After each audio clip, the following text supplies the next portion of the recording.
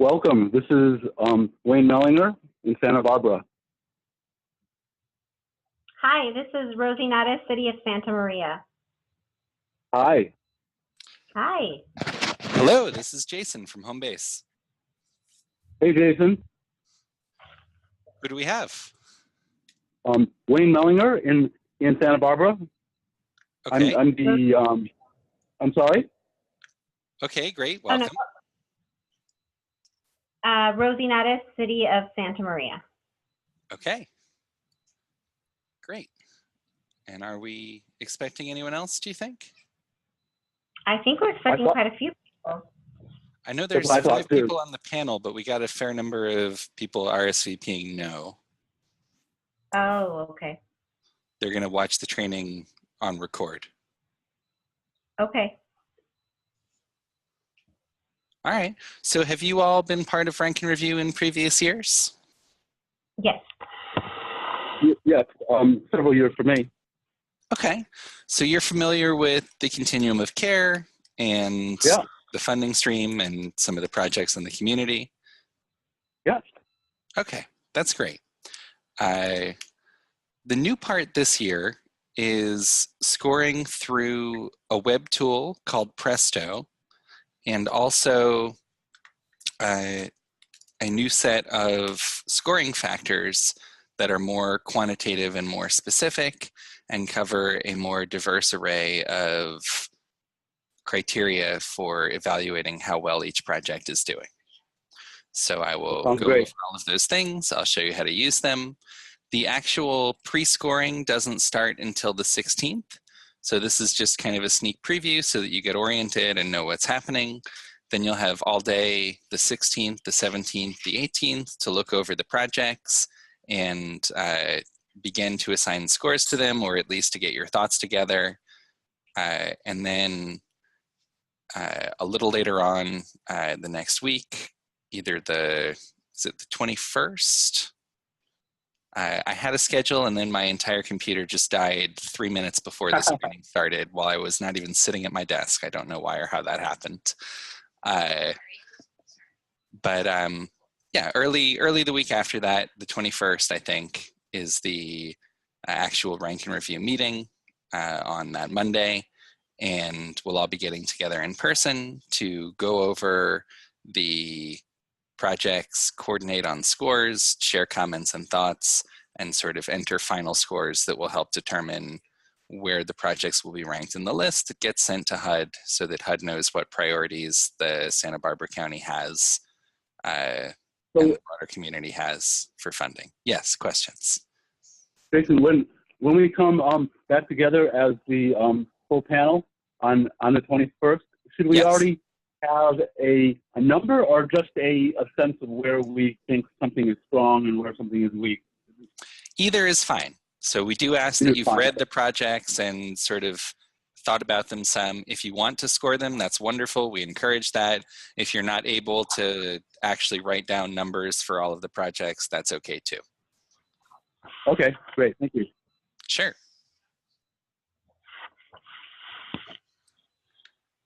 All right, well, shall we take a look at the scoring tools so you can see what the scoring tools look like this year?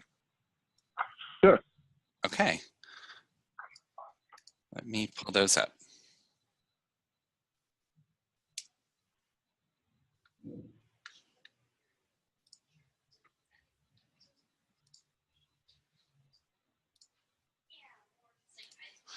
Do you all have the orientation packet? I have most of it, I think. It was a lot to print out. I was like, oh my God. Sure, it's a lot of pages, yeah. And it's there as a reference. You don't necessarily need to, study every page of that, but it's there if you're curious about something or if you want to look something up. Right. All right, let's try sharing the screen.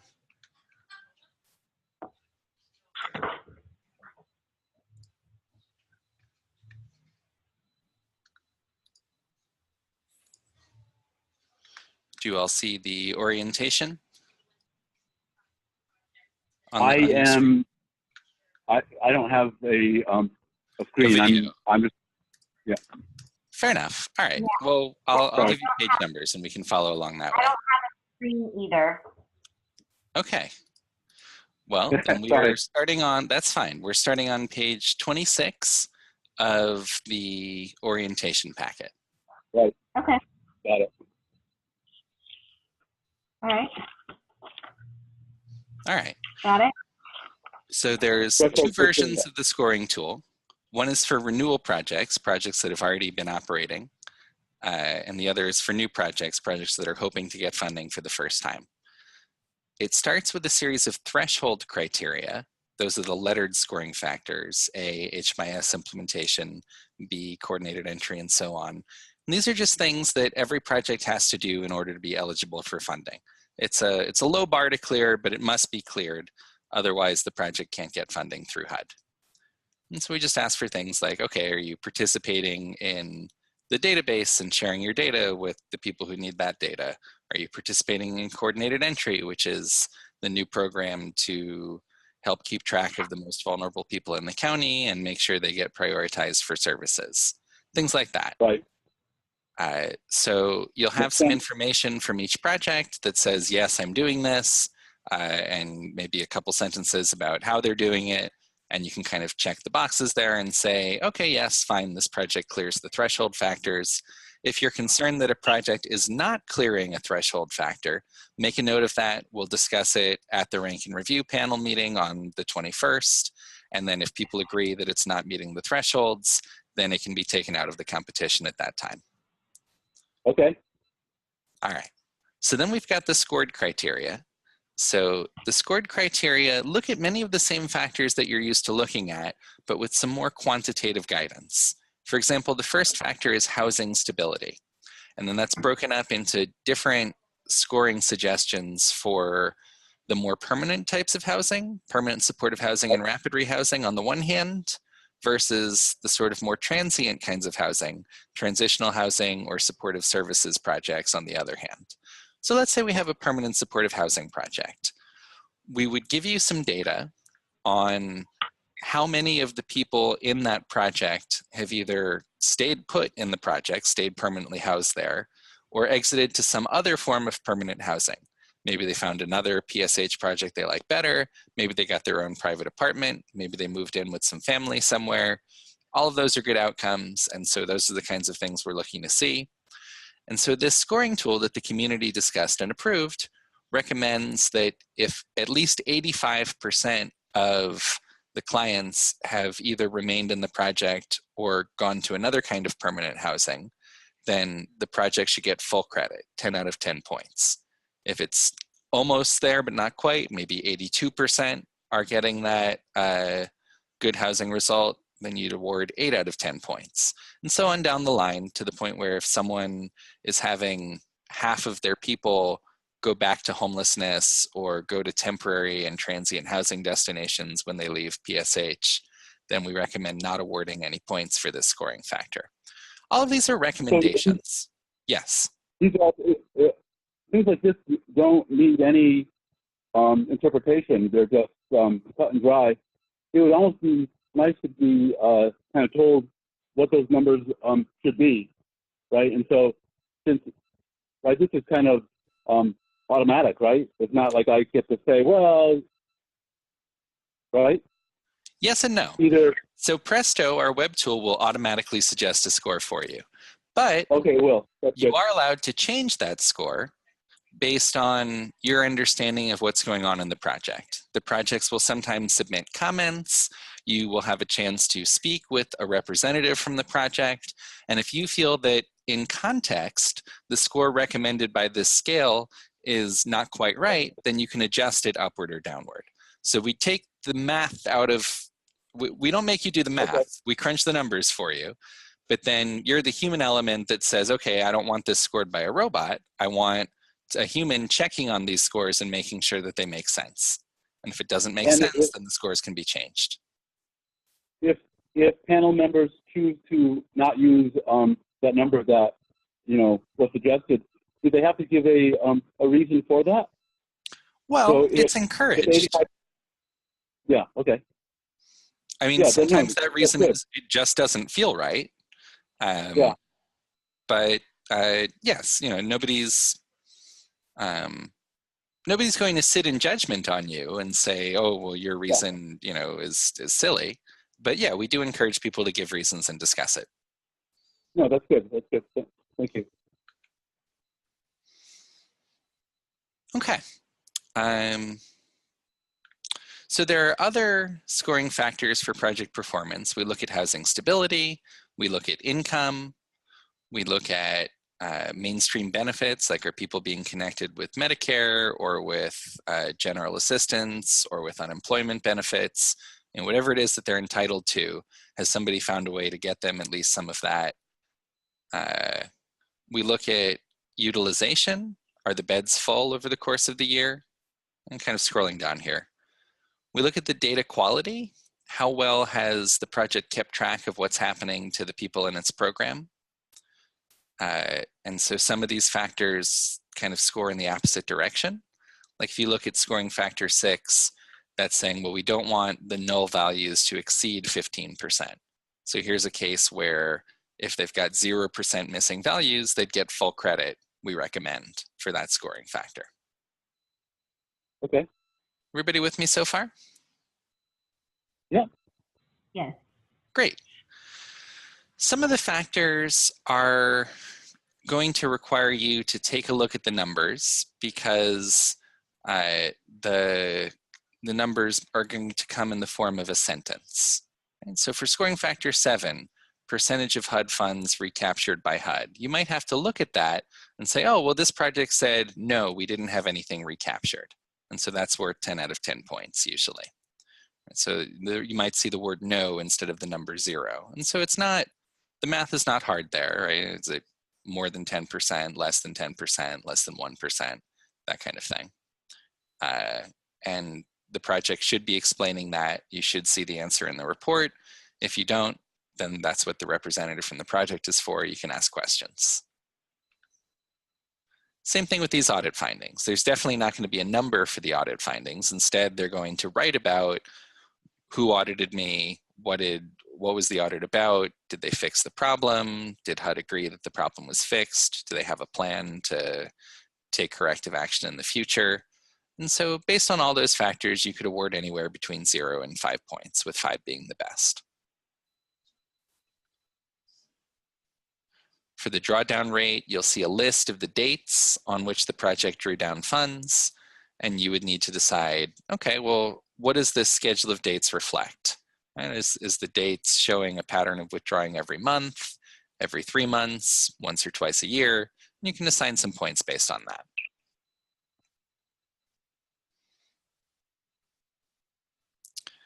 Just quickly go through the rest of the renewal factors. There's a bonus for project types that the community's agreed on. So you would assign some points. If it's a permanent supportive housing project, that's worth 5 points right there. If it's transitional housing, you then have to look and say, who are they serving? So if they're serving youth in transitional housing, that's 3 points. If they're serving people recovering from substance abuse, that's 3 points. You don't add 3 and 3, it would just be a total of 3. On the other hand, a generic transitional housing project that was serving the general population would not receive any points for scoring factor 10. There's some similar ideas for scoring factor 11, prioritizing the chronically homeless. So if a project is dedicating all of its beds for chronically homeless people, that's full credit. And then there's various partial measures. If they're making some effort to focus on chronically homeless people, they could get 1 or 3 points. If they're not making any effort, they would get 0 points. And we will have information that will say what will we get for that. That's a good question. Let's switch gears and take a look at Presto and see where you'll be receiving the information. So the Presto website can be reached by typing in PRESTO, Presto, evals, like evaluations, EVALS.org. So again, the full address is PRESTO, EVALS.org. That's all you have to type into your web browser. We recommend that if possible, you use either Chrome or Firefox or Opera. It does not always work with all versions of Internet Explorer. So if you have access to any of those other browsers, we recommend using them. And then once you visit Presto Evals, I'm just going to make sure that the recording is following along with the screen share for a moment. Please excuse me.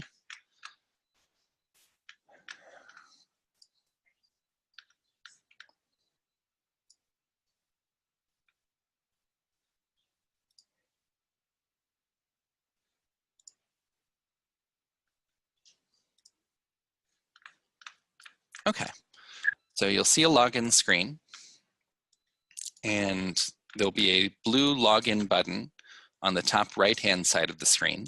If any of you are near a computer, you might want to follow along and do this together with me, even if you're not seeing my screen.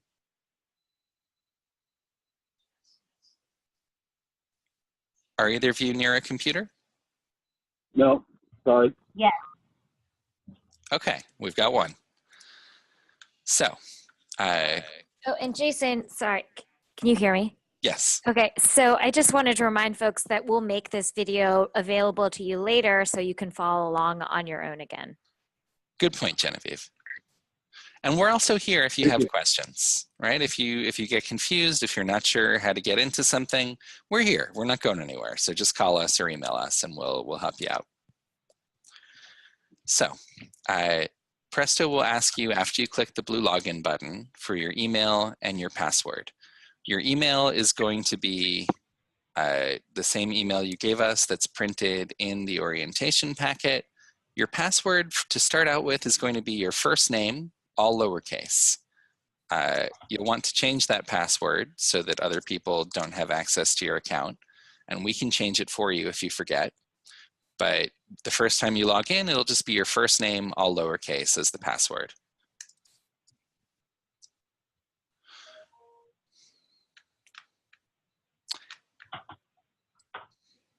Pardon me, just a moment.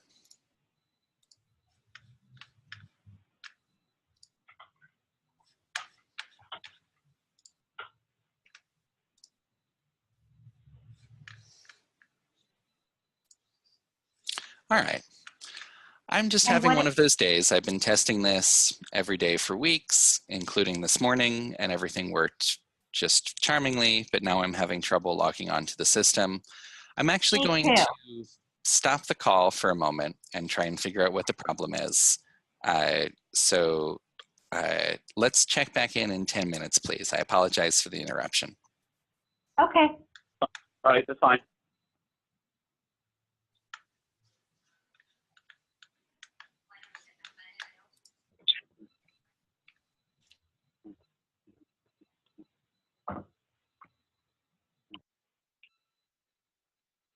Same email you gave us, Rosie.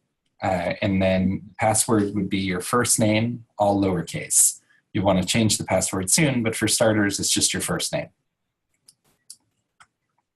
The website is prestoevals.org. prestoevals.org.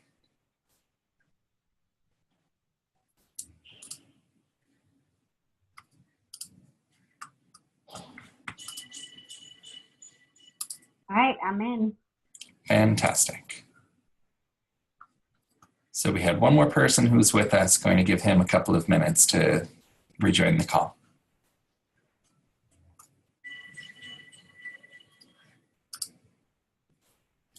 In the meantime, Rosie, you've got your orientation packet? I do. Great.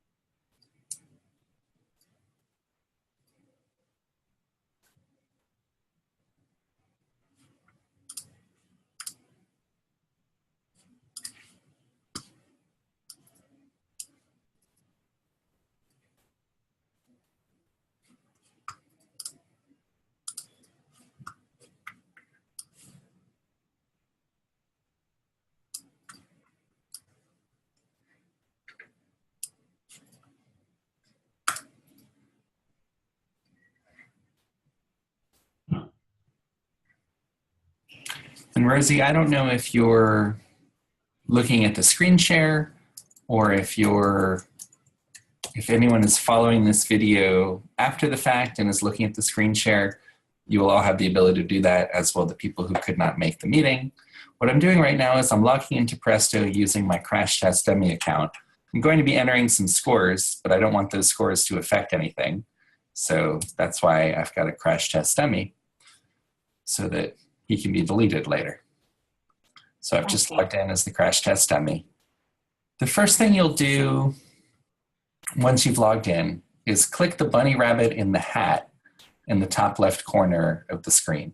You should see Santa Barbara fiscal year 2017 NOFA there, and you should see your name in the top right-hand corner.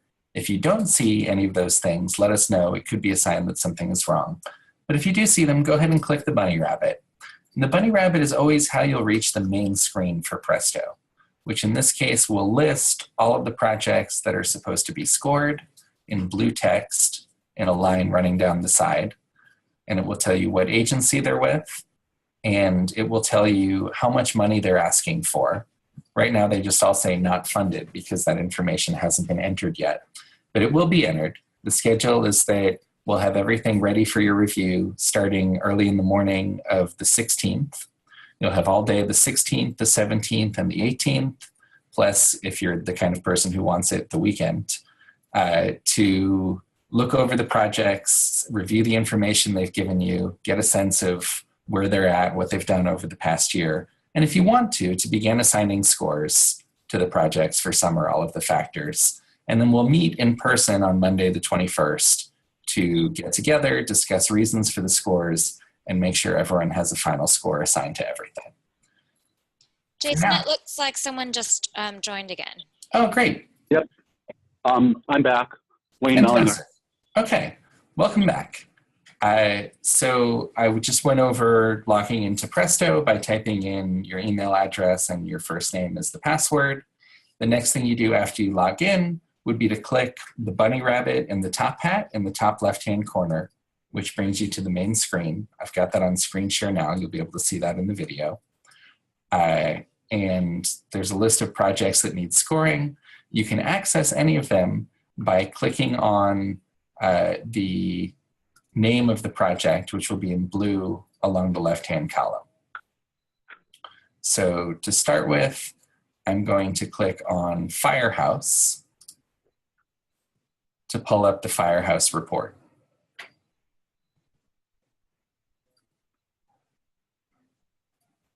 And it can often take a moment to load, so please be patient while the project loads.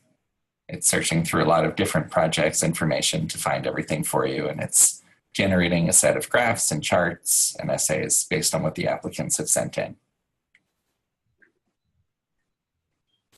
So you'll see the name of the project at the top, and then there will be information about who the program is serving, and then the next thing you'll see is threshold factors.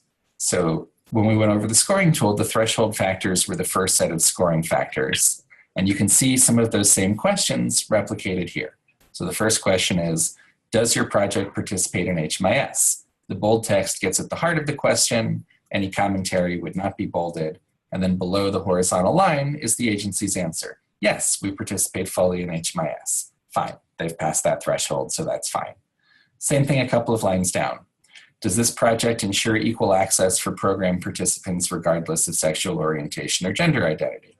Answer, yes. Okay, so that takes care of the relatively simple duty to review the threshold factors and say, yes, this project is meeting the thresholds. Although, of course, if you have any concerns, you should certainly raise them at the rank and review session on Monday. And that's a week from Monday, not this Monday. So the next section is project performance, and that matches up with the next set of scoring tools. Again, if you look at the renewal scoring tool on pages 26, 27, 28 of your orientation packet, you'll see that after the threshold factors, there are scoring tools about project performance. So this first one asks about the destination at program exit. And according to the data pulled from the APR and from the answers provided by the project, 53 out of 56 of the tenants left for permanent housing opportunities, and it'll say specifically where they went to. That's almost 95%. That's an excellent result. These charts are showing, where are people going? They're almost all going to permanent housing destinations. You can use your mouse to hover over part of the chart to get a little more info. So this dark blue part of the chart is showing permanent destinations. The light blue part of the chart is showing other. And the other destinations can be a variety of places. It could mean somebody died. It could mean somebody, doesn't have a destination recorded. There's various places they could be that are not either a permanent or a temporary one. And there's also charts about the length of participation. You can see how long on average people stayed in the project before leaving, or how long people stayed in the project assuming they're still there. And there's a space for the project to offer commentary. They're not required to offer commentary, and if they have an excellent result, like this project did for housing stability, there's no reason for them to say anything. The data speaks for itself. So this project wrote pass, and that's perfectly fine. If they had a poor result or an average result, then you might hope to see some kind of explanation so that they can put it in context and talk about what challenges they were facing that helped lead to that outcome. Below the box for comments is the scoring box. So you can see the housing stability score, right? What percent of clients who left the project exited to a form of permanent housing? In this case, the answer is 94.6%. And Presto will automatically suggest 10 points for that based on the scale, right? If it's 80% or more, it will suggest 10 points, but you have the option to move it. If you want to enter 7 points, you can. You can even enter decimals. If you want to assign 7.8 points, you can. So this Presto will automatically generate a score for you that matches up with the recommended scale. But if you have a reason to adjust it upward or downward, perhaps based on the project's comments or based on a question that you were able to ask the project during the ranking review session, then that's certainly acceptable. And that's the end of the housing stability section. The next section goes on to talk about income and mainstream resources. So here we see that 75% of their adults increased their income. All of their adults had at least one source of cash income, but only 37% of participants were connected with some kind of non-cash mainstream benefit. And there's more information kind of breaking that down into further categories below. And you don't have to study every chart and every graph, but it's there for you if you're interested in it. I've developed a chart at the bottom that I'm fond of. It shows how many people increased their income in dark blue, maintained it in light blue, decreased it in yellow, or never had any in pink. And I can give you a snapshot of what's happening to people's income. So this project did not say anything about its clients' income and benefits. So again, Presto's automatically generated a score of 10, and you can see that in their project performance.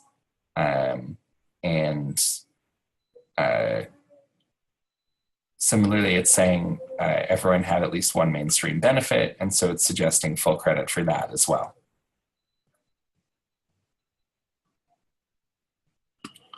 Questions so far? The goal of Presto is to put all of the information in front of you in a way that makes it as easy as possible to assign a fair score. Right? So we take the project's answers, we take the project's APR report, we digest it for you, and the program spits it out in a way that hopefully is easy to read, easy to make sense of, and puts the information you need just for each scoring factor in front of you for that scoring factor. If you have any notes, like if you're not sure, for this project, I would say, how does the 100% mainstream benefits line up with only 37% who had non-cash mainstream benefits? I would say I had a question. So I can write a note to myself, and that will stick around. And then I can see that note later on the day the ranking review panel meets and remember to ask the question. It's just like jotting a note in a notepad. It doesn't affect the scoring at all, but it's there for you if you want it. If you need a lot of space, you can use these diagonal lines to drag the box down and get more space. You can scroll down through the rest of the report. and see the different scoring factors. Here's a place, we talked about drawdown dates earlier. So here's the project's list of drawdown dates. That's not something that Presto can do automatically. So you would have to look at those dates and say, well, okay, what does that look like? Is that monthly? Is that quarterly? How often is this project drawing down funds? I would say it's somewhere between monthly and quarterly. And you can see there's no drawdown in May 2017 or January 2017, but it looks like they're drawing down most months. So plausibly, you could give them 5 points for drawing down every month, 4 points for drawing down at least every quarter, 4.5 points if you want to split the difference. It's up to your discretion as a panelist. I want to show you one more thing, which is what happens to all of these scores once you have completed them, so that you'll be familiar with this when we all meet on Rank and Review Day. I'm going to stop the screen share and switch windows.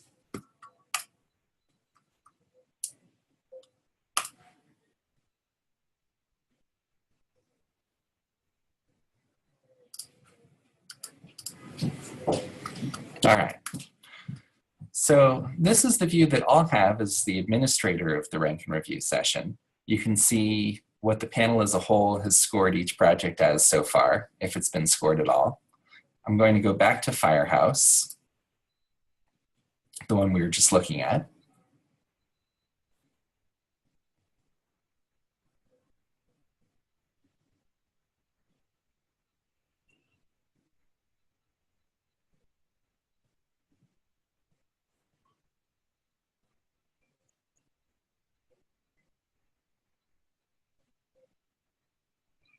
And I want to show you the scorecard that will have everybody's scores put together, so you can see how all of this will be used.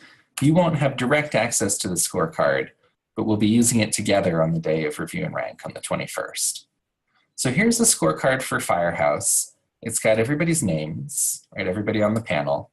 This crash test dummy will be deleted by then. And it will average out everyone's scores. So as you go from left to right, Presto takes the average score. And as you go from top to bottom, Presto totals up the scores. So right now, this project is scoring on average a 49. The only scores that have been entered are these top scores, because those are the objective scores. Presto knows how to translate certain percentages of income and housing stability into a score. Presto doesn't know how to translate the drawdown rate into a score. You need to assign it one. That's why the score is 49 and not 100, because some of these factors haven't really been scored yet. But once all of this gets filled in, Rosa, as you fill in your scores, the Rosa column will start to fill up and start to be a little different. Maybe you don't want to give 10 points for mainstream benefits. Maybe you only want to give 9. And maybe Wayne disagrees and thinks, no, I do want to give 10 points for mainstream benefits. So these scores will start to be differentiated. They will be more fully filled out. And we'll be able to see at a glance, all right, what are the 14 different scoring factors for this project? What score did each individual panelist assign them?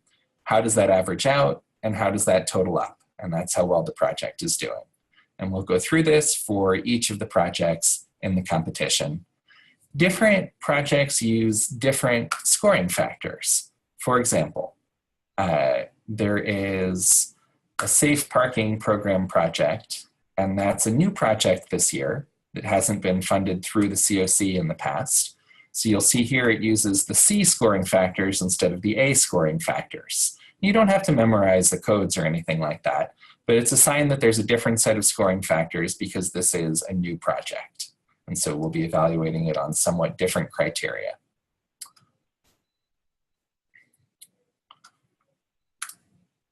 And so now let's go take a look at the Santa Barbara, at the Safe Parking Program project.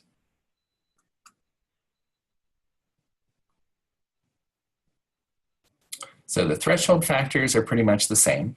You can see that this project has started to fill out some of the answers. For example, yes, we participate in HMIS for both our safe parking and supportive services for veteran families program.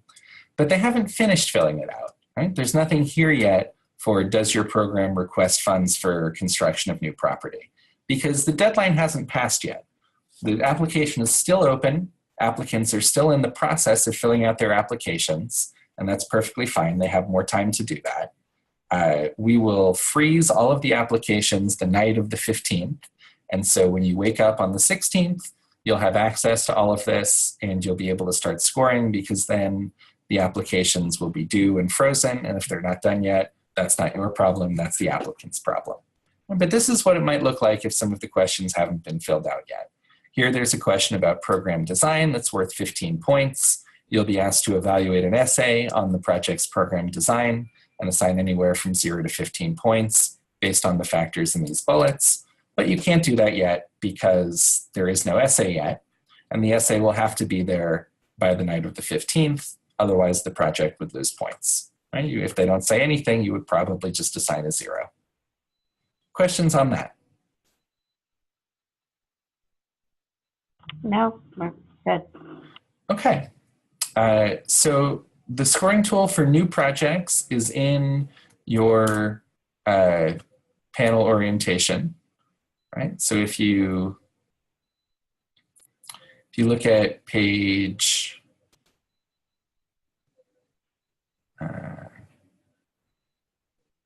32, that's the start of the new project scoring tool, just like the renewal scoring tool from 28. I'm not going to go through every factor, but you can see that most of these are essay questions because we don't have performance data for the project since it hasn't even started yet. Instead, we have to ask the project to describe in detail what it is that they plan to do and how. And if you want to see what the applicants are looking at, you can look at these requests for information at the back of the panel orientation packet. They'll see a list of questions, and then they'll have a chance to type the answers to those questions into Presto, and that's where the answers come from. For example, here's question 1, does your project participate in HMIS? And that's where the answer comes from. Yes, we participate in HMIS for both our safe parking and supportive services. So some of the data comes from the project's annual performance report. Everything else comes from the project's answers to these supplemental questions. I'm going to go over a couple of options that you have when using Presto, and then I think we're done except for questions. Let me change the screen share again.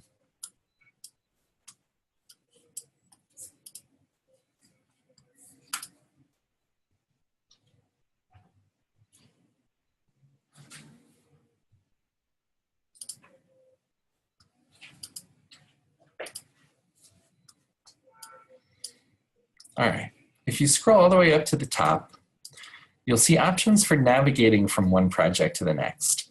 You can click this drop-down button and use the drop-down menu to change from project to project. And again, you'll have to wait a moment while the new project loads. So I'm switching to Casa de Familia right now from Firehouse.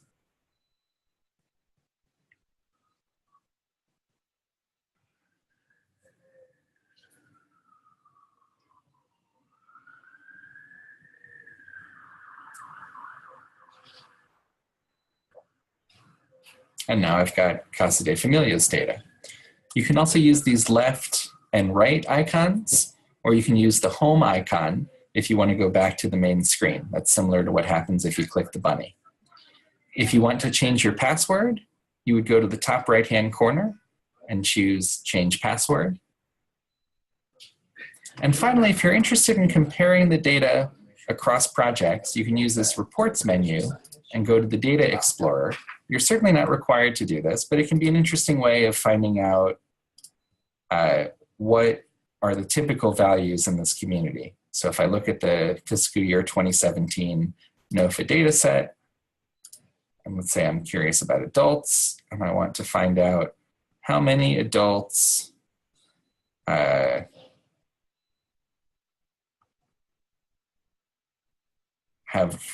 any earned income in a particular project.